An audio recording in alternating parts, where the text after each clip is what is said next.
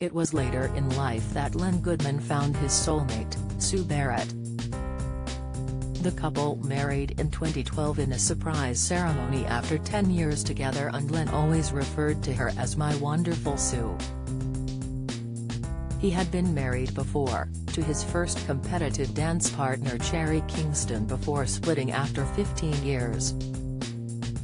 Here, in exclusive extracts from his autobiography Better Late Than Never, From Barrow Boy to Ballroom, he recalls their wedding, its aftermath, and the day he met his true love, Sue. "Cherry and I were dance partners, but we also became boyfriend and girlfriend. We became romantically involved, like many dancing couples, because we lived in each other's pockets. I don't want to make it sound mercenary and calculating, because it wasn't, and there is no denying that Cherry was a pretty girl. But we just slipped into our relationship from what started out as a kiss on the cheek, to a kiss on the lips, and then, well, I'll leave that to your imagination." Cherry and I got married on April 27, 1972, 2 days after my 28th birthday. With hindsight, I realize life sometimes fires warning shots. I'm probably no different to most people in that I resisted all the telltale signs. It was a case of carry on regardless. 2 weeks to the day before our wedding, my father was feeling unwell.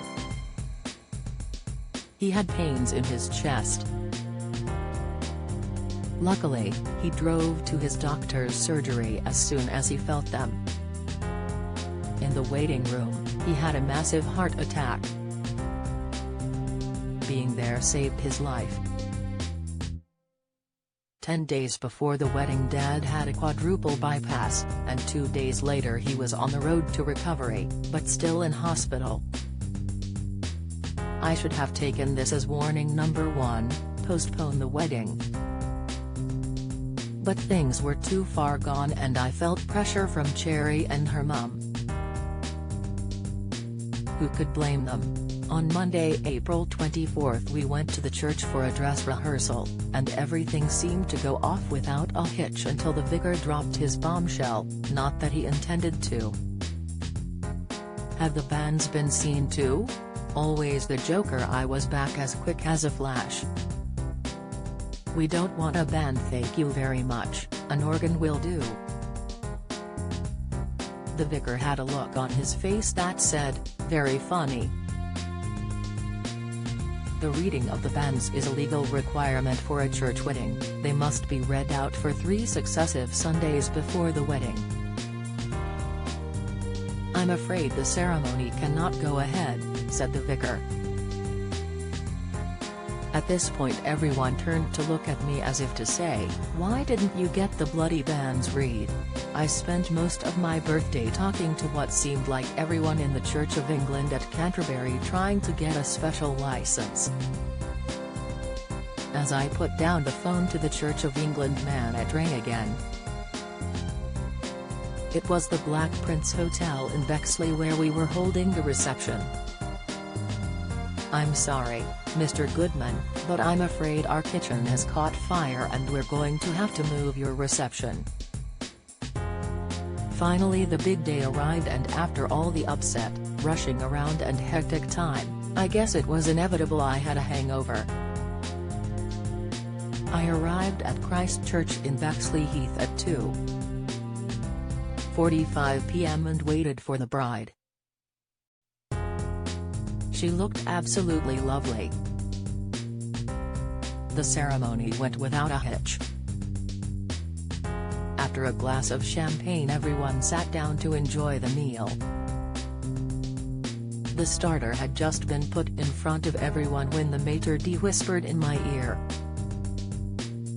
"Can you please take a call from the hospital?" My father had had a relapse and was not expected to make it through the night.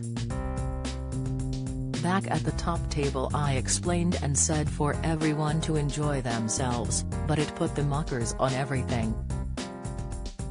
I spent the night at the hospital, and when I got back Cherry blamed me for leaving. I don't think she ever forgave me for messing up the wedding. Things ended when Cherry went off to Paris.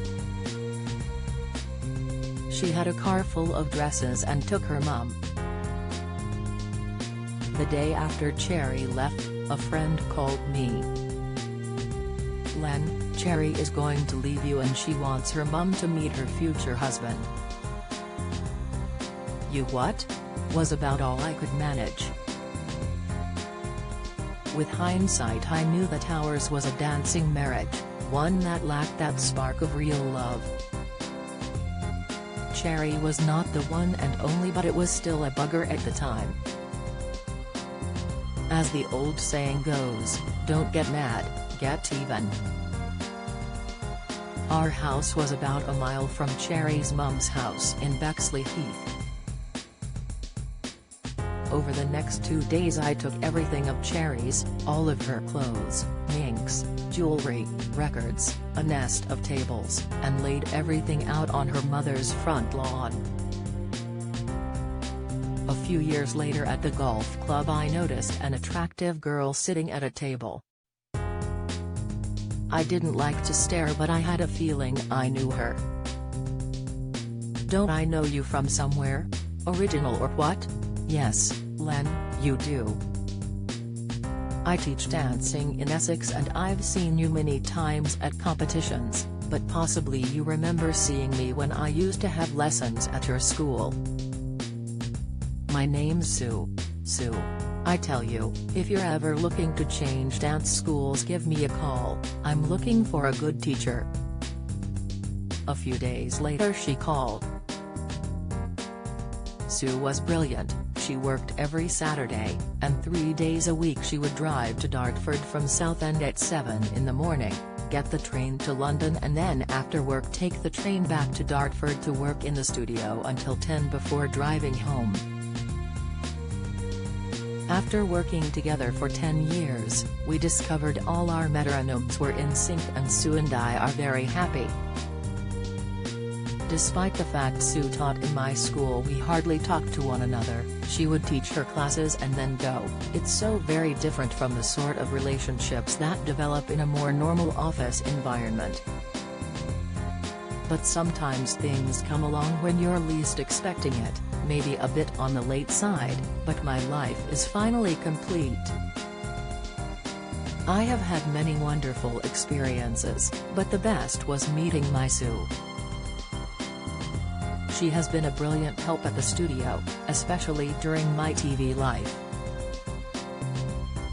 Sue, I couldn't have done it without you.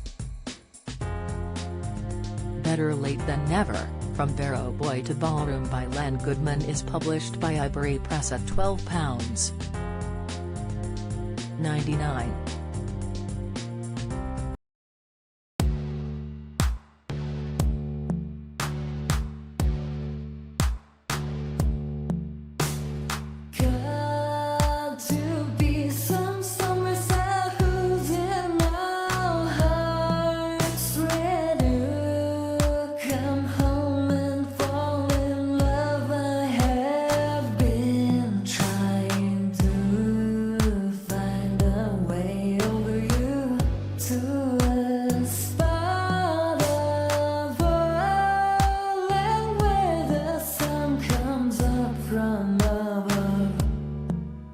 Now